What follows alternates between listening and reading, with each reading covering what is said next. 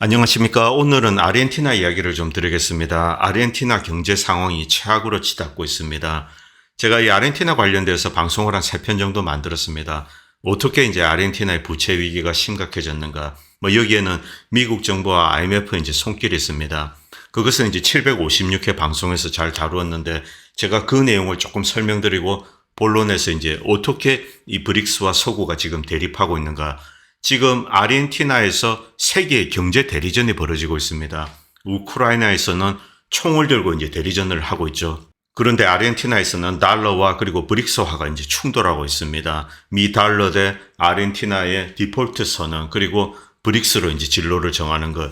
G7 대 브릭스의 대결 이렇게 이야기할 수 있습니다. 이 아르헨티나에서 벌어지는 경제 대리전은 세계의 대리전입니다. 그렇기 때문에 한국 국민들도 아르헨티나 진로에 대해서 주목할 필요가 있다고 생각합니다. 먼저 이 후보 자비에르 밀레이입니다. 제가 이 아르헨티나 관련된 방송을 만들 때 당시 한 몇 개월 전입니다. 한 3, 4개월 전인데 그때까지만 해도 밀레이 후보가 어떤 이제 인기도 1위 후보로 오를 것이다 이렇게 예측한 사람은 없었습니다. 이 밀레이 후보는 TV에서 이야기를 하는 것 보면은 막 이렇게 신경질적으로 이야기를 하면서 고성도 많이 지르고 그리고 굉장히 이제 열정적으로 이야기합니다. 그래서 많은 사람들은 심리적으로 안정되지 못한 인물이다 이런 평을 했죠. 이 밀레이 후보는 파격적인 경제 정책을 택하고 있습니다. 그리고 이제 이 정치적으로는 보수주의. 그래서 이제 미국의 보수주의자들, 트럼프 지지자나 공화당 지지자들은 이 밀레이 후보를 칭찬합니다. 그리고 밀레이 후보는 미국 중심의 어떤 이제 이 국제 금융 시스템에 복종하겠다 이런 공약을 한 겁니다. 밀레이 후보의 가장 파격적인 공약은 중앙은행을 없애버리는 겁니다. 이 아르헨티나의 통화 주권을 완전히 이제 제거해버리는 거죠. 그리고 미국 달러를 쓰는 겁니다. 과거에 아르헨티나는 미국 달러를 국가화폐로 사용한 적이 있습니다. 그러다가 이제 실패를 했습니다. 지금 현재 에콰도르와 엘살바도르가 미국 달러를 국가화폐로 이제 채택해서 쓰고 있습니다. 과연 아르헨티나가 어떤 선택을 할까? 올 10월에 다음 달입니다. 대통령 선거가 있는데 현재 이 밀레이 후보가 3명 유력 후보 중에서 1등으로 달리고 있습니다. 그런데 나머지 두 후보는 어느 정도 연합이 가능합니다. 그래서 실제로 이 밀레이 후보가 대통령 선거에서 대통령이 될지 그것은 잘 모르겠습니다. 그런데 이 밀레이 후보를 중심으로 미국 이제 서구 금융권과 지금 중국, 러시아나 이런 이제 브릭스 여기에는 가장 중요한 역할을 하는 국가는 사실 브라질입니다. 이 브라질이 아르헨티나를 브릭스로 끌어들이기 위해서 엄청난 노력을 했습니다. 자, 이 브라질과 미국의 대결이라고 해도 틀리지 않습니다. 먼저 과거 방송에서 슬라이드 몇 장을 가져와서 다시 소개해드리겠습니다. 룰라 대통령은 아르헨티나 목에 박힌 IMF 칼을 제거해주겠다 이렇게 이제 약속을 했습니다. 그리고 브릭스에 이 아르헨티나를 끌어들이기 위해서 엄청난 공을 들이고 있습니다. 엄청나게 노력을 했죠. 그리고 이번에 이제 브릭스 멤버 확대에 아르헨티나가 이제 들어가 있습니다. 그러나 이 밀레이 후보 이런 사람들은 자기가 이제 대통령 당선되면은 이 브릭스에 이제 조인하지 않겠다 이렇게 공약을 하고 있는 거죠. 결국 아르헨티나 대통령이 선택을 할 겁니다. 여기서 이제 아르헨티나는 지금 미국과 브릭스 사이를 이렇게 이제 왔다 갔다 하고 있는 겁니다.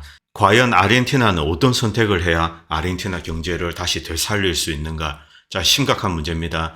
이 브릭스는 현재 이 제3세계 국가들을 지원할 수 있는 어떤 이제 국제 대출 기관을 만들고 있습니다. 자, 브릭스의 이제 신개발은행이죠. 그런데 아르헨티나가 무작정 여기 온다고 해서 아르헨티나 경제 문제가 해결되는 것은 아닙니다. 아르헨티나가 그 전에 해야 될 몇 가지가 있습니다. 자, 이 아르헨티나가 도대체 왜 부채 위기가 심각해졌는가? 여기서 2018년으로 거슬러 올라가겠습니다. 당시 이제 이 친미 우익 정권입니다. 이 마우리시오 마크리 대통령입니다. 미국에 가서 이제 트럼프 대통령과 만납니다. 여기서 이제 분위기가 아주 화기애애하게 이런 이제 대담을 가졌다고 합니다. 그 직후 IMF는 무려 570억 달러, 57 빌리언 달러. 물론 요즘 우크라이나 이야기가 나와서 우크라이나는 엄청난 돈을 퍼주고 있기 때문에 작은 금액 같아 보이지만 실제로 이 570억 달러는 엄청난 돈입니다. 하나로 환산하면은 거의 한 70조 정도 되죠. 자, 이 정도 금액을 IMF가 아르헨티나에 빌려줬습니다. 아르헨티나 경제는 2018년 당시에도 엉망입니다. 물론 지금처럼 나쁘진 않았습니다만 당시도 이제 별로 좋은 상황도 아닌데 무려 570억 달러를 제공해 준 겁니다. 그런데 이 달러를 받자마자 아르헨티나의 기득권 세력들은 아르헨티나 자산을 팔아서 이제 달러로 바꿉니다. 그 돈이 그냥 줄줄줄줄줄 마이애미를 거쳐서 이제 미국으로 들어갑니다. 아르헨티나의 이 정권과 그리고 미국은 어떤 개구멍을 만드는 거죠. 그래서 이 뭐 플라이트 퀄리티라 부르기도 힘듭니다. 그냥 이제 자본 탈출이죠. 자본 도망입니다. 이 들어온 달러가 뭐 어느 정도 포션인지 모르겠는데 상당 포션 뭐 한 반 이상은 되지 않을까 그렇게 추정합니다. 이 정도가 미국으로 다시 빨려 나갔다고 생각하시면 됩니다. 자, 그리고 아르헨티나는 빚더미에 앉게 됩니다. 그 중간에 이제 코땡땡 사태도 있고 그리고 올해는 이제 엄청난 흉작이 들었다고 합니다. 그래서 곡물을 제대로 수출하지 못했습니다.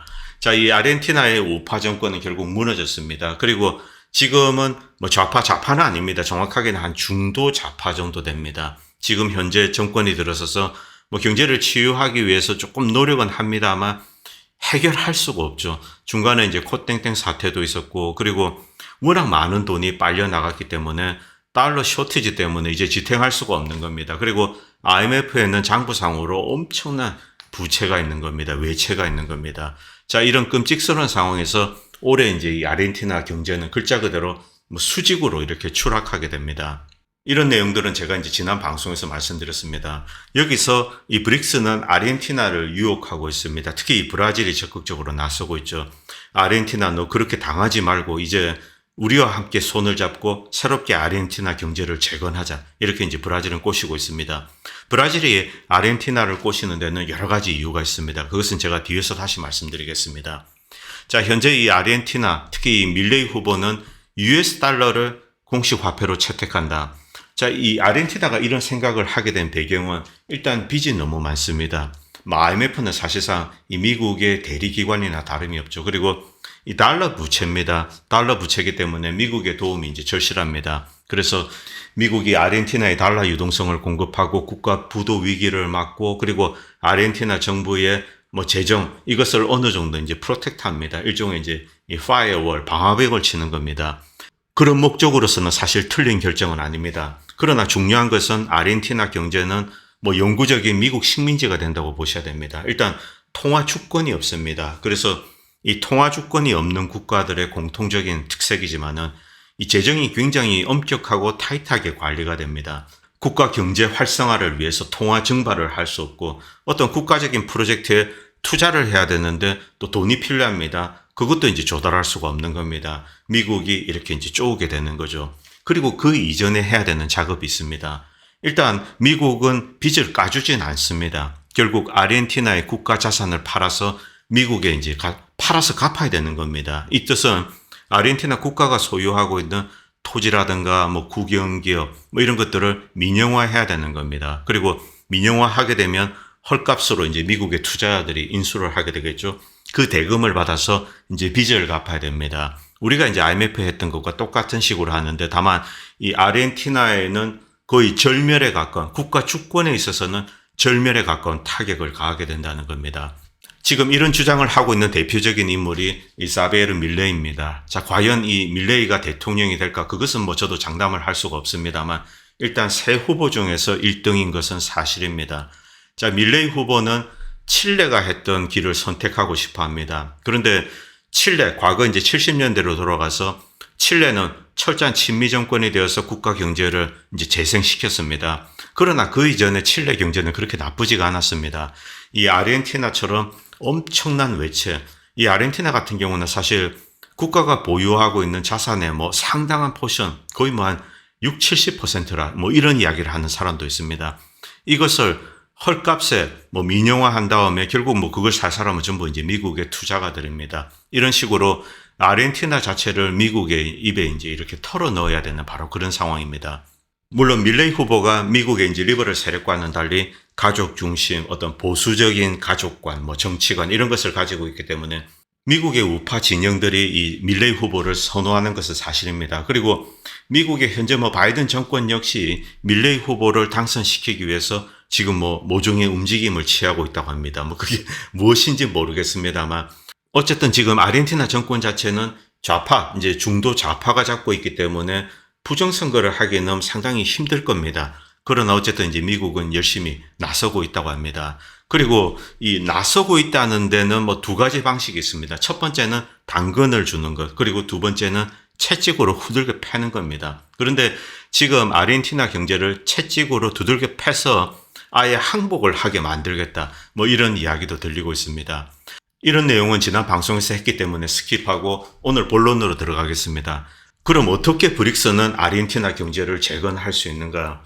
제가 지난번 이제 이 아르헨티나에 대한 이야기를 하면서 제 개인적인 생각도 그렇지만 또 많은 사람들이 그런 이야기를 합니다. 아르헨티나는 디폴트를 내야 된다. 즉, 이 서구 특히 IMF의 진 빚에 대해서 이제 못 갚겠다, 배째라, 이렇게 이제 디폴트를 선언하는 겁니다. 그 다음에 이제 자유로워진 상태에서, 물론 완벽하게 자유로워질 수는 없습니다. 서구 금융 시스템에서 철저하게 고립되고 완전히 이제 배제되게 됩니다. 자, 그런데 그들에게는 새로운 루트가 있습니다. 바로 브릭스입니다. 자, 바로 이런 메커니즘을 이용하자는 거죠. 그리고 남미 국가들이 지금 대체로 이제 브릭스로 달려가고 있습니다. 특히 주목해야 될 국가들이 칠레와 콜롬비아입니다. 칠레 같은 경우는 친미 정권입니다. 그럼에도 불구하고 칠레는 브릭스에 이제 구애 손길을 던지고 있습니다. 콜롬비아 역시 친미 정권입니다. 그런데 콜롬비아도 브릭스에 이렇게 이제 구애 손길을 던지고 있습니다. 도대체 어떤 이유 때문일까요? 자, 이 브릭스는 남미 전체를 개조할 그럴 꿈을 가지고 있습니다. 현재 아프리카 대륙에 중국이 많은 투자를 해서 특히 모로코나 뭐 케냐, 이티오피아도 그렇죠. 여기에 이제 중국이 철도를 만들고 또 기간 산업에 많은 투자를 합니다. 그런데 이런 실물 중심의 경제 개발이 실제 아프리카 경제 발전에 도움이 되고 있는 것은 사실입니다. 그래서 남미 역시 이런 식의 이제 개발을 요구를 하는 겁니다. 그동안 이 남미, 뭐 브라질, 아르헨티나 이쪽 말할 것도 없습니다. 어떤 남미 대륙 스케일의 어떤 이제 인프라 개발이 없었습니다. 미국이나 서유럽은 금융 중심의 경제입니다. 그래서 남미에 미국이나 서구의 제조업 기반을 뜯어 옮긴다라든가 뭐 그들 나라에 이제 어떤 인프라를 깐다든가 여기에는 이제 전혀 관심이 없는 거죠. 뭐 유럽 그리고 이제 미국 역시 마찬가지입니다. 뭐 남미야 스페인의 영향력이 강한데 스페인 역시 미국이나 영국 흉내를 내면서 아르헨티나를 상대로 이제 돈놀이를 하려고 했습니다. 참 웃기는 일이죠. 뭐 아르헨티나와 스페인은 사실 이 형제 국가라고 해도 틀리지 않은데 어쨌든 스페인 역시 미국처럼 이 금융으로 이제 컨트롤하는 거 여기에 이제 많은 관심을 가졌습니다. 자, 여기서 이 실러 인스티튜트에서 아르헨티나를 어떻게 재생시킬 수 있는가 여기에 대한 어떤 블루프린트를 내놓았습니다. 여기에 대해서 제가 좀 말씀을 드리겠습니다. 어떻게 브릭스가 아르헨티나를 구할 수 있는가? 자, 브릭스가 최신 회원국인 아르헨티나를 구하기 위한 긴급 프로그램. 자, 이 아르헨티나에서 서구와 브릭스 사이에 거대한 이제 경제 대리전이 벌어지고 있습니다. 미국과 서유럽이 러시아, 중국, 그 외에 이제 기타 제3세계 국가들이 모여서 만든 브릭스.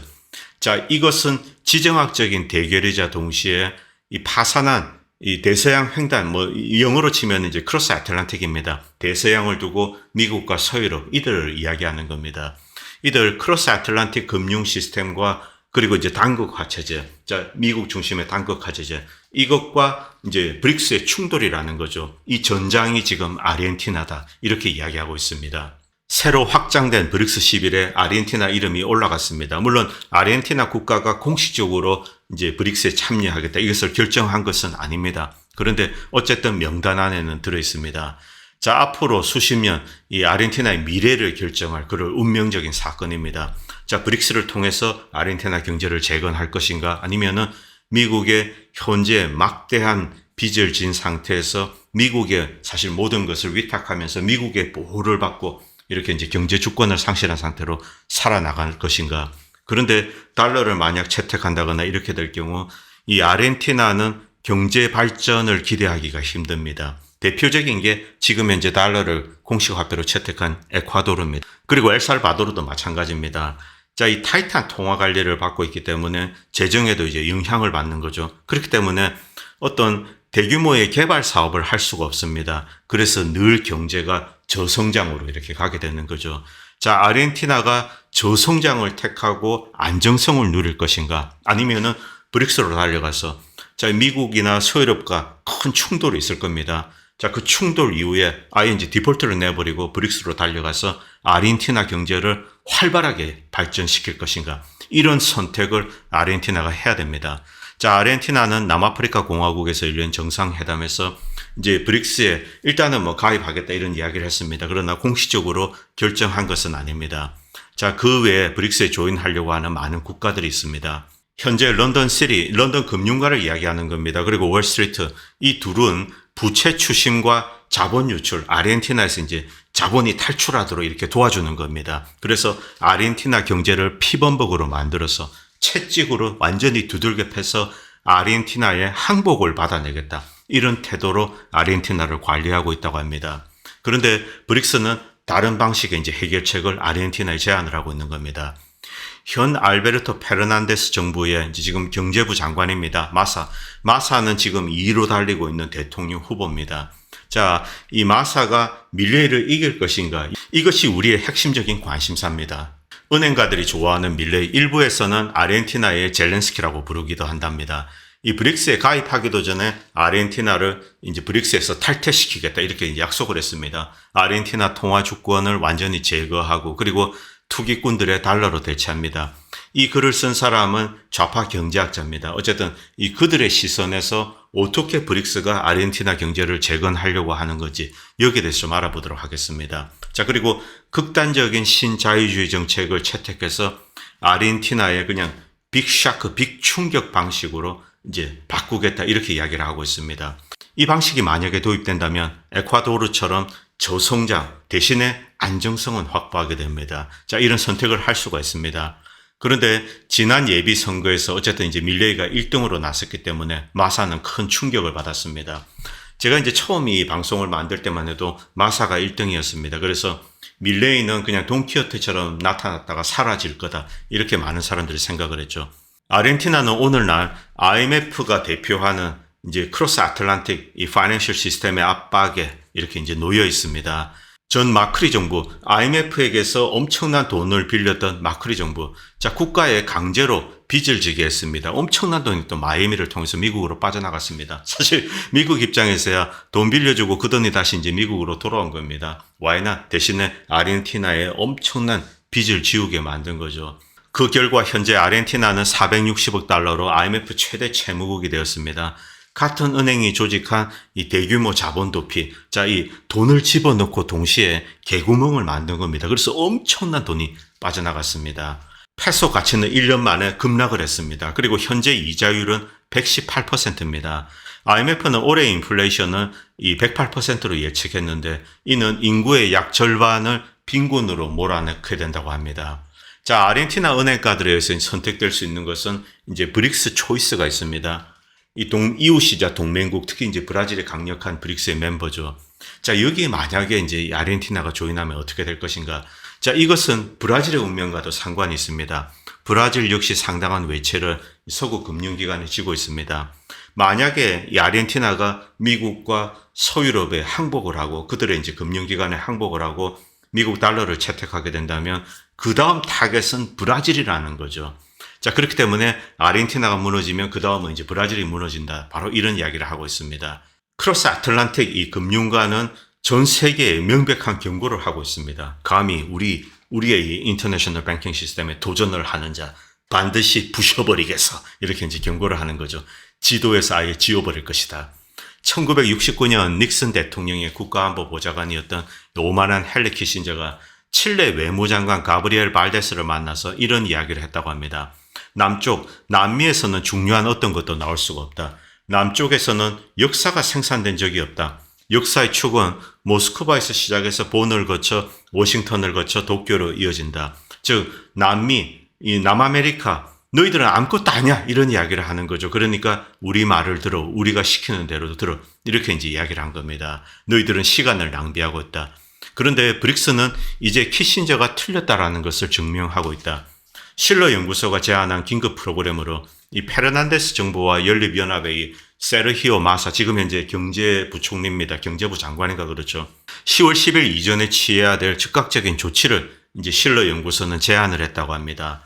아르헨티나는 당장 3가지 어떤 광범위한 정책 제목 하에서 9개의 구체적인 조치를 취해서 아르헨티나 경제 재건에 들어가야 된다. 이렇게 제안을 했습니다. 물론 여러 가지가 있는데 그중에 핵심적인 것만 말씀드리겠습니다. IMF는 일단 이 IMF의 진 빚에 대해서 부채 유예를 선언해라. 당장 이제 460억 달러입니다. 이것에 대해서 디폴트를 선언해라는 겁니다. 먼저 IMF의 빚진 당장 이제 급한 겁니다. 460억 달러. 여기에 대해서 부채 유예를 선언해라는 겁니다. 디폴트를 선언해라는 겁니다. 당장 못 갚겠다. 뭐 그렇다고 당장 뱅크럽시 나는 이제 망했기 때문에 완전히 이제 배를 째라 뭐 이런 건 아닙니다. 디폴트는 일단 부채 유예입니다. 자, 그리고 IMF와 모든 협상을 일방적으로 중단해라. 자, 빚을 못 갚겠다. 협상을 중단하라. 그리고 뭐 물어보면 야 임마 빚 갚아 이러면은 그냥 야 나중에 이야기해. 지금 뭐 그 여유 없어. 뭐 언제 갚을 거야? 몰라 나도 뭐 배째 하면서 그러고 이제 쫓아내는 거죠. 이게 바로 이제 국가 디폴트입니다.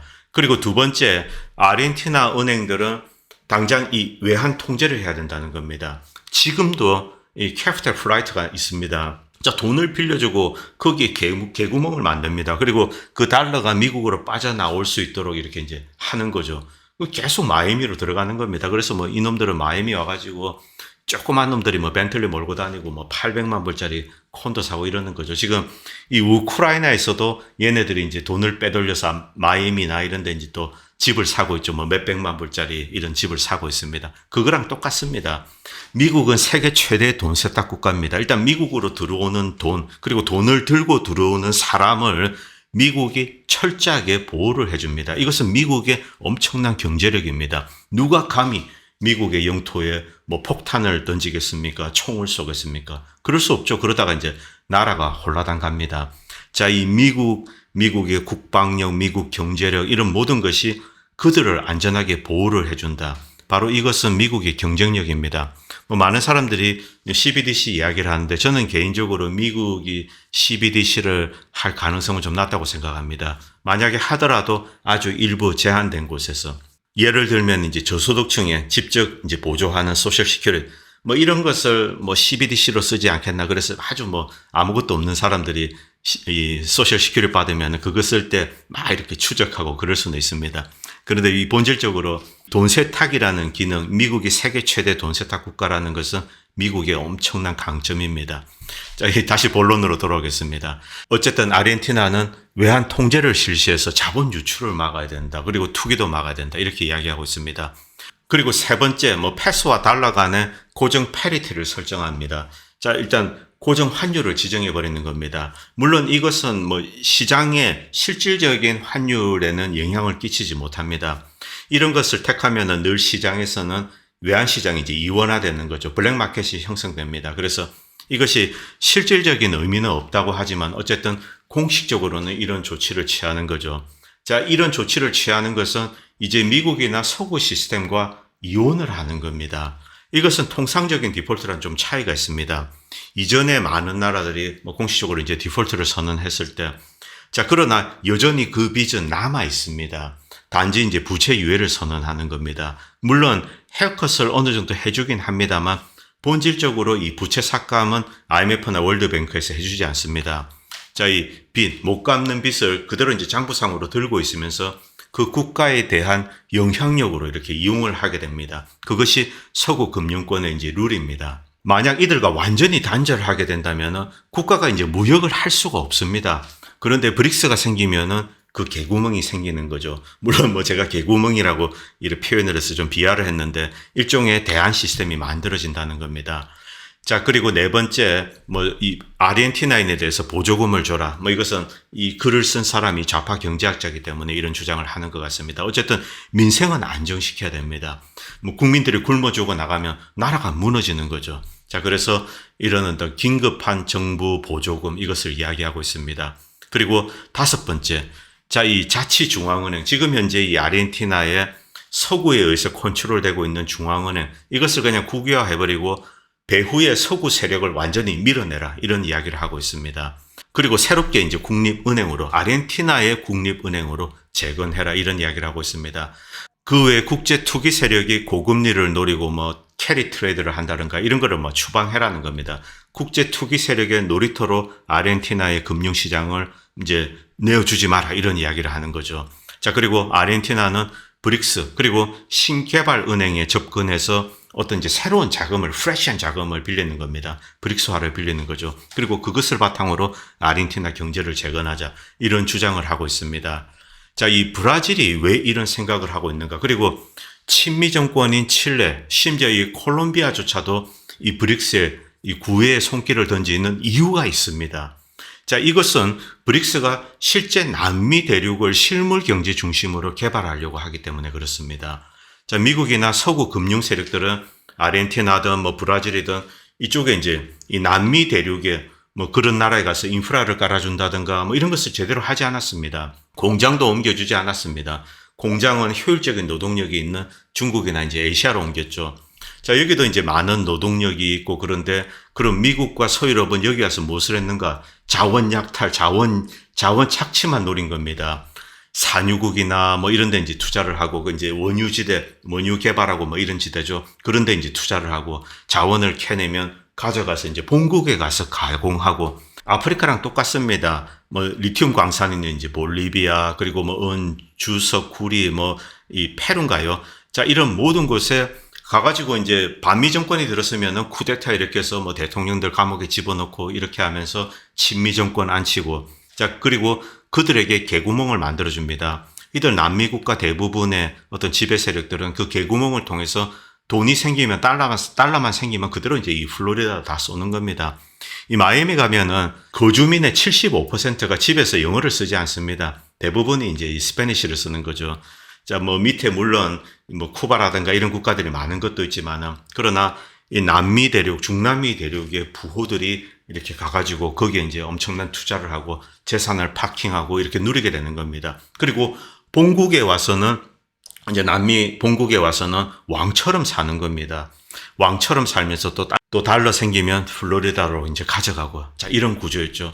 이것을 바꾸겠다는 것. 이것이 이제 뭐 물론 룰라 이전의 대통령들이 그런 생각을 하고 있었습니다. 모든 국가의 대통령은 자국의 경제를 어떤 정상적으로 발전시키기를 원합니다. 그런데 거기에 필요한 것이 무엇입니까? 첫 번째는 인프라, 기관망입니다. 두 번째는 공장입니다.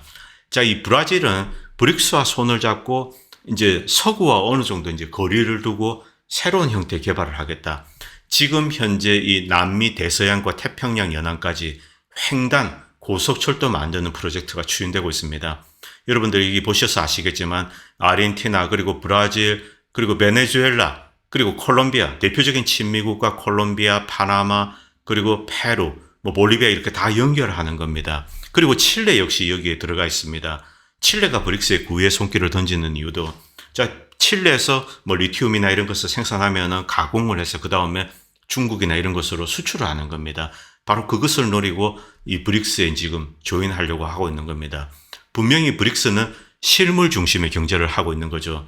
자, 아르헨티나와 남미 사람들은 이런 생각을 하고 있습니다. 지난 수십 년 동안 중국이 엄청나게 발전했습니다. 중국이 할 수 있다면 우리도 할 수 있지 않겠나, 이런 자각을 하게 된 거죠. 이런 자각은 아프리카인 역시 마찬가지입니다. 자, 아르헨티나도 세계 우주 여행 국가에 합류해야 된다. 인도가 달 남극에 탐사선을 착륙시켰는데 우리도 이제 거기 조인하자. 제3세계도 할 수 있다. 이 제3세계란 표현은 사실 이들 국가에서는 써서는 안 됩니다. 그런데 그저께죠. 이 바이든이 베트남에 가가지고 베트남을 보고 이제 제3세계 이런 표현을 썼습니다. 그래서 미국의 지식인들도 많은 이제 조롱을 했습니다. 분명히 아르헨티나, 브라질 이런 국가들, 그리고 남미의 많은 국가들은 아프리카에서 뭐 고속철도가 들어서고, 미얀마나 지금 뭐 태국, 말레이시아도 지금 짓고 있습니다. 인도네시아도 참 들어섰죠. 자, 이런 기간 인프라망에 눈을 뜨기 시작한 겁니다. 그래서 그동안 지난 뭐 한 80년, 70년 동안 서구 금융가에 의존해서 이제 우리 경제를 발전시키기 위해서 노력을 했는데 결국 돈만 빌려주고 다 빼가더라. 그리고 우리 자원을 헐값에 가져가더라. 가공 공장을 우리 대륙에 지어주지 않더라. 그리고 우리 대륙에는 제대로 된 뭐 원자력 발전소라든가 이런 것도 지어주지 않더라. 그래서 저들과는 거리를 두고 이제 브릭스와 함께 실물 중심의 경제를 개발시키겠다. 이렇게 나선 겁니다. 과연 다음 달 10월 아르헨티나 국민들이 어떤 선택을 할까? 그리고 아르헨티나를 두고 지금 고대 세력들이 충돌하고 있습니다. 브라질이 특히 아르헨티나 국민들에게 어떤 선전전을 강화하고 있다고 합니다. 그리고 이제 반대로 이 런던 금융가와 미국 월스트리트는 아르헨티나에 그냥 채찍을 후들겨 패는 거죠. 자식아, 너 이렇게 해도 항복을 안 할래? 하면서 이제 두들겨 패고 있는 겁니다. 자, 10월 선택 우리가 주목해야 됩니다. 자, 그리고 로전 이야기 잠깐만 하겠습니다. 볼티모어에 사시는 이제 흑인 형님이 이런 이야기를 했습니다. 우리 정부, 미국 정부는 우리들에게 러시아 경제를 파괴하겠다. 그리고 러시아를 고립시키겠다. 우크라이나 영토를 다 되찾겠다. 그리고 러시아 군대를 이제 크림반도에서 다 쫓아내겠다. 그리고 푸틴을 축출하겠다. 이런 약속을 했습니다. 그런데 그들은 이제 나토와 이렇게 협력을 하고 무려 미국 홀로 1130억 불을 퍼부었습니다. 그런데 아무것도 얻지 못했습니다. 이게 지금 미국의 현실입니다. 자, 그런데 이 와중에 블링컨은 어제 이 휴전 협상을 할 수 있다. 이렇게 이제 모스크바에 휴전 메시지를 던졌습니다. 당연히 그렇죠. 우크라이나가 공세라는 것을 했는데 박살이 났습니다. 이제 우크라이나에는 더 이상 싸울 수 있는 컴뱃레디 솔저가 뭐가 없습니다. 완전히 없는 건 아니지만은 전투를 수행할 수 있는, 의미 있는 전투를 수행할 수 있는 그런 숫자가 되지 않습니다. 제가 어디에 이제 이런 글을 썼는데 이 듀란 방송에 미어 샤이머 교수가 이제 그저께 나왔습니다. 미어 샤이머 교수가 이제 듀란 방송에 나와서 로전에 대해서 이제 많은 이야기를 했습니다. 우크라이나와 이제 유럽 경제가 지금 완전히 파괴되었습니다.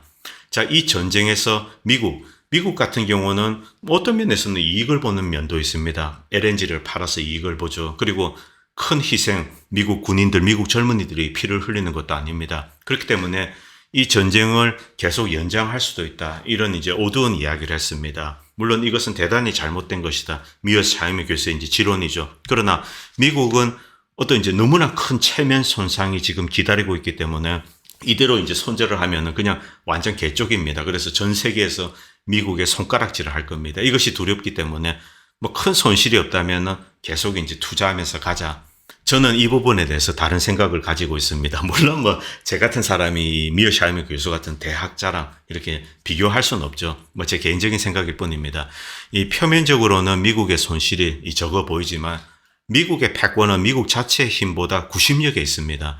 90년대 저는 항상 미국의 90년대가 가장 아름다웠던 시절이 아닌가. 물론 저는 그때 미국에 살진 않았습니다. 90년대 후반에 이제 미국에 왔었죠. 그런데 뭐 영화나 이런 것을 봐도 그렇고 실제 90년대 후반에 왔었을 때도 그렇습니다. 아시아 금융위기 그리고 일본의 뭐 대형 은행들이 모조리 뭐 사실상 디폴트가 난 그런 상황에서도 미국 경제는 무럭무럭 성장하고 미국의 패권은 글자 그대로 뭐 지구 전체를 아울렀습니다. 그런데 그때 가장 중요한 것이 무엇일까? 미국의 힘보다는 미국의 구심력입니다. 동유럽 그리고 심지어 러시아조차 중국조차도 미국의 표준, 미국의 뭐 스탠다드라든가 플랫폼 이런 데 이제 다 들어온 겁니다. 이 구심력이 미국의 진정한 패권을 만든다. 저는 늘 그런 생각을 하고 있습니다. 그런데 지금의 상황은 반대입니다. 현실적인 손실은 적으나 글로벌 사우스의 미국에 대한 불신, 염호가 증폭되어서 원심력이 지금 강하게 작용하고 있습니다. 대표적인 원심력 사태가 지금 브릭스입니다. 미국 자체 힘으로는 아프리카도 남미도 이제 통제를 할 수가 없는 거죠. 원심력이 지금 강하게 작동하고 있습니다. 실제 이 미국 국무부는 패닉일 거라고 저는 생각하고 있습니다. 문제는 사태를 수습할 당근도 채찍도 없는 거죠. 미어 샤이머 교수의 어두운 전망과는 달리 미국의 손절이 빨라지지 않을까 그런 생각을 하고 있습니다. 이거는 사실 어제 썼습니다. 이번 사태의 가장 큰 피해자는 우크라이나와 서유럽인데 유럽이 어떤 방식으로 이제 미국과 함께 할 수 없다. 더 이상 우크라이나에 투자하지 않겠다. 이러다가는 유럽이 망하겠다. 그리고 일탈을 하는 거죠. 이것이 이 손절 스피드를 좌우할 것이다. 이런 생각을 했었습니다. 그러다 좀 이따 미국 국무부 장관 블링컨의 이 휴전 협상 뭐 제의 이런 것을 봤습니다. 물론 미국이 직접 하는 것은 아닙니다. 우크라이나를 등 떠미는 거죠. 그리고 우크라이나 뒤에 미국이 있다. 뭐 이런 식의 이야기를 했었습니다. 이 내용은 제가 다음 방송에 다루도록 하겠습니다. 뭐 드릴 말씀이 많죠. 오늘은 여기까지 하도록 하겠습니다. 감사합니다. 다음 편에 뵙겠습니다.